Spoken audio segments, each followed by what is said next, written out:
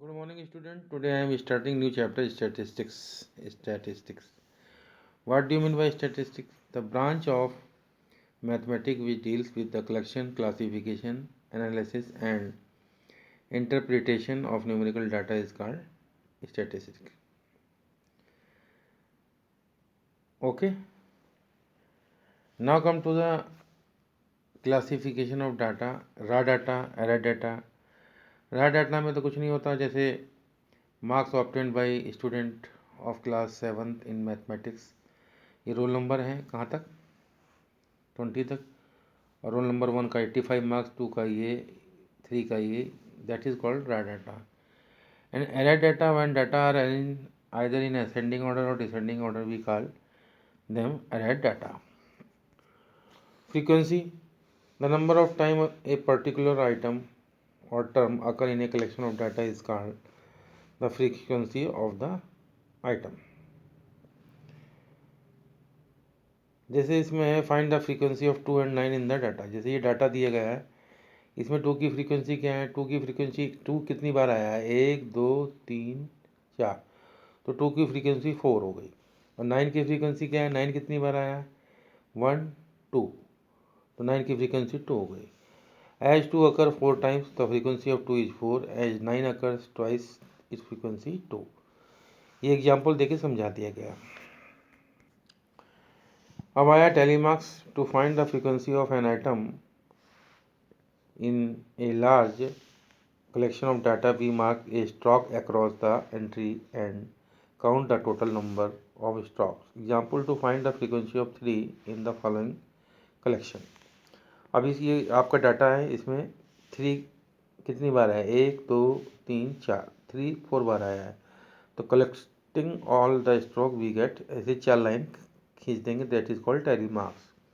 These strokes are called telemarks or simply tallies. As there are 4 strokes or telemarks, the frequency of 3 is 4.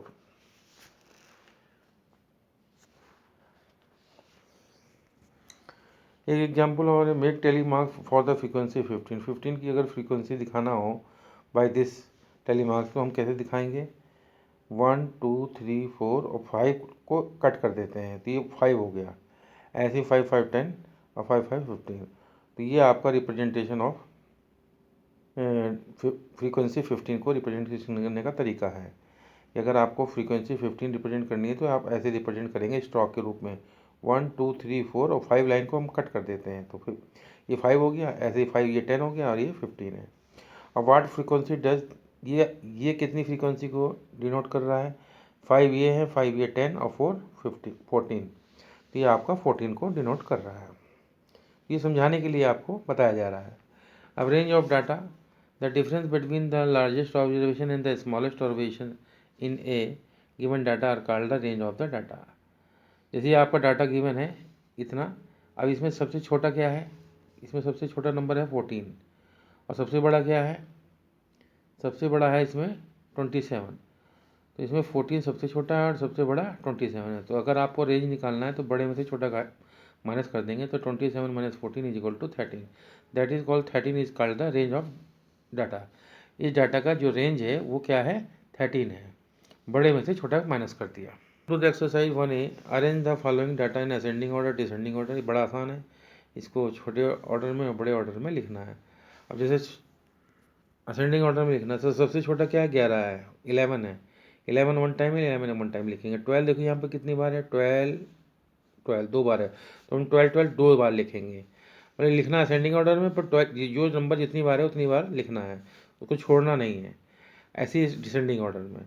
Find the frequency of 19 in the following digit.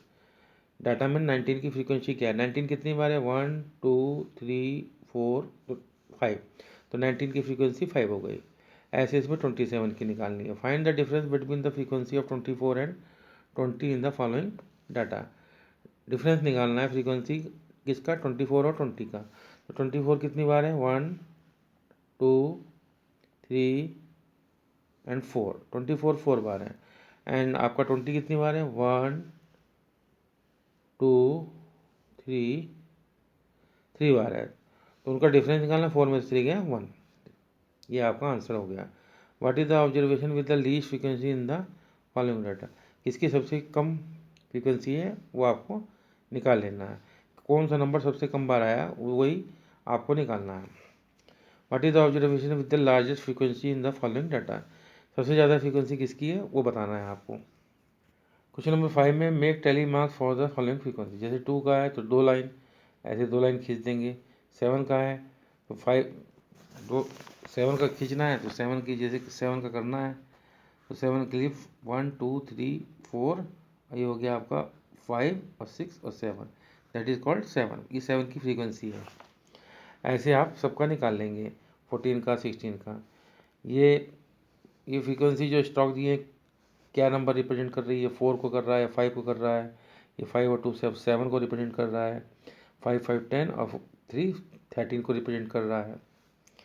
The following data represent the height in centimetre of 20 students, make a frequency distribution table showing the above information. पहले इनको ascending order में लिख लेना है। जैसे 6 question का answer जो दिया गया है, देखिए आप, ये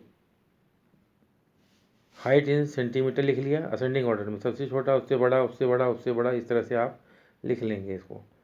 और उसके बाद देखेंगे 128 कितनी बार आया है, 1 टाइम आया है तो 1, उसकी फ्रीक्वेंसी टैली मार्क्स में, यहाँ टैली मार्क्स लिखेंगे और यहाँ फ्रीक्वेंसी।